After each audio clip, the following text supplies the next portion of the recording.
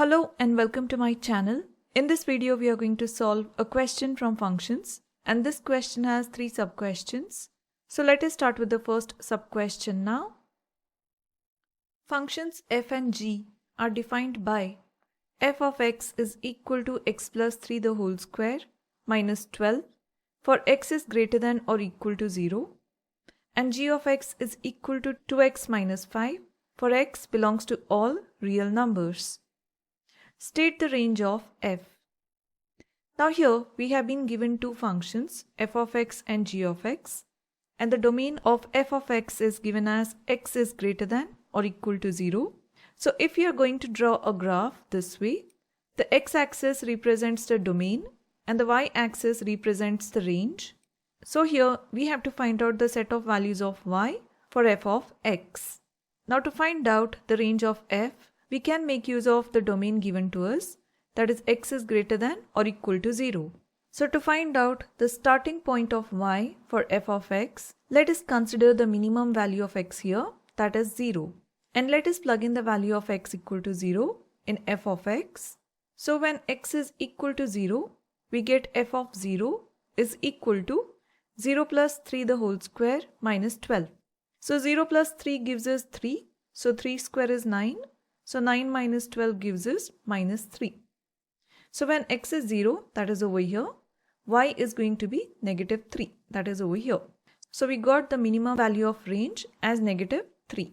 Now let us take x equal to 1, that is the next value that will come over here on the x-axis. So when x equal to 1, we get f of 1 is equal to 1 plus 3 the whole square minus 12. So 1 plus 3 is 4 and 4 square gives us 16 minus 12, giving us f of 1 as 4. So at x equal to 1, we get the value as 4, that is over here. So here we can see that the graph is going upwards and in the positive direction. So you can try out for x equal to 2, x equal to 3 and so on. So the range of f starts at negative 3 and goes above negative 3. So we can write the range of f here as f of x is greater than or equal to negative 3. Or you can also write it as y is greater than or equal to negative 3. So minimum is minus 3 and it goes above minus 3 as we saw over here. So this is going to be our answer. Given the two functions, find an expression for f inverse of x. Now let us consider f of x as y here. So now we can write f of x as y is equal to x plus 3 the whole square minus 12. Now let us exchange the places of x and y. So here in place of y we get x is equal to, now in place of x we are going to write y plus 3 the whole square minus 12. Now once we get this, we have to again try to make y as the subject. So let us take negative 12 on the other side of equal to sign. So we get y plus 3 the whole square is equal to x, now minus 12 becomes plus 12. Now let us take this square on the other side of equal to sign. So we get y plus 3 is equal to, now the square becomes plus or minus square root x plus 12. Now finally let us take plus 3 on the other side of equal to sign, giving us y is equal to plus or minus square root of x plus 12 minus 3. Now this means we have two values, one is with a positive square root and the other is with a negative square root. So now we have to check both the values satisfy the expression for f inverse of x or just one. So for that we have to make use of the domain of f of x. Now remember that the domain of f of x will be equal to the range of f inverse of x and vice versa. That is, range of f of x will be equal to the domain of f inverse of x. Now here the domain of f of x was given as x is greater than or equal to 0. So the range of f inverse of x becomes y is greater than or equal to 0. Since range represents y, we have written y is greater than or equal to 0. Which means the range of f inverse of x, that is this, has to be equal to 0 or it should be positive value. Now if we look at the second equation of y we have got, any value of x is going to give us a negative value of y. So we have to discard this equation. And only the first value, that is y is equal to square root of x plus 12 minus 3. This is going to give us a value which is greater than 0 or equal to 0. So here the expression for f inverse of x is y is equal to square root of x plus 12 minus 3. So this is our answer. Now let us move on to the last sub-question. Given the two functions, solve the equation g of f of x is equal to 69. So let us start solving the left hand side first, that is g of f of x.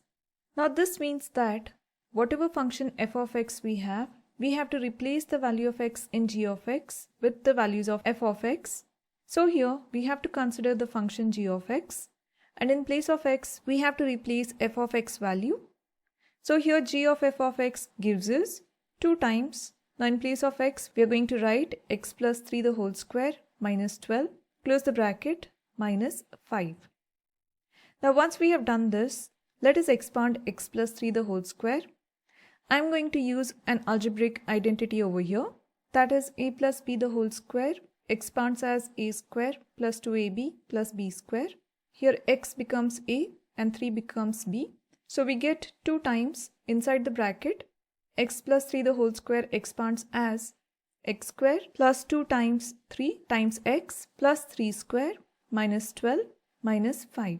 Now let us simplify the terms within the bracket. So 2 times x square plus 2 times 3 times x gives us 6x plus 3 square is 9 minus 12 minus 5.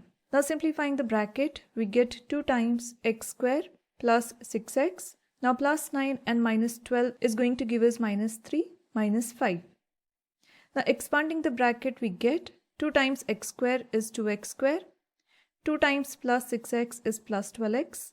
And 2 times negative 3 is negative 6 minus 5.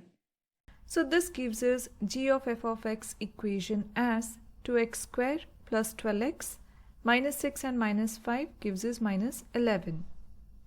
Now since g of f of x is given equal to 69, we are going to equate this equation with 69. So here we have written 2x square plus 12x minus 11 is equal to 69. Now taking 69 on the other side of equal to sign, we get the equation as 2x square plus 12x minus 11 minus 69 equal to 0. Simplifying this equation, we get 2x square plus 12x. Now minus 11 and minus 69 will add up together to give us minus 80 equal to 0. Now we can further simplify this equation by dividing each term by 2, giving us x square plus 6x minus 40 equal to 0. Now let us try to factorize this equation. Now here, to get the values of x, I'm going to use splitting the middle term method. So I'm going to find out 2 factors of minus 40 in such a way that when we multiply those 2 factors we get negative 40, and when we add them or subtract them we should get positive 6. So here the 2 factors are positive 10 and negative 4. So the middle term splits up as x square plus 10x minus 4x minus 40 equal to 0. So we chose these 2 factors because 10 times negative 4 gives us negative 40 and 10 minus 4 gives us plus 6. Now once we have got this, we are going to group the terms. We are going to group the first 2 terms and the last 2 terms. And from the first group we are going to take a common factor out, which is x. So here we have written x times x plus 10. And from the second group we can see that negative 4 is a common factor. So we have taken it out, and inside the bracket we get x plus 10 equal to 0. So basically we get 2 factors here, that is x minus 4 and x plus 10 equal to 0.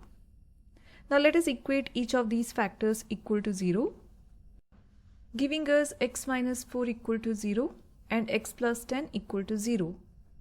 Now taking negative 4 on the other side of equal to sign, we get the first value of x as 4. Similarly, taking positive 10 on the other side of equal to sign, we get the second value of x as negative 10. Now we have to be careful over here, and we have to cross check whether x equal to 4 and x equal to negative 10 satisfies g of f of x is equal to 69. Now to check that, we have to look at the domain of f of x. Now the domain of f of x was all the values of x which are positive and equal to 0. So the same domain applies to g of x now, because f of x is being enclosed within g of x. So whatever domain f of x has will be now applicable to g of x as well.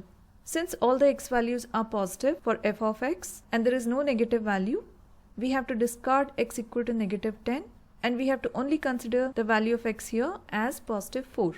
So this is how we come to the conclusion that x equal to positive 4.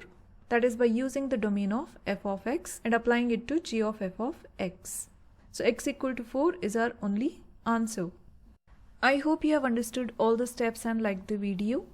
And if you found this video useful, then check out this playlist where you'll find more examples of this kind. And if you're liking my videos, like, share and subscribe to my channel. And thank you for watching.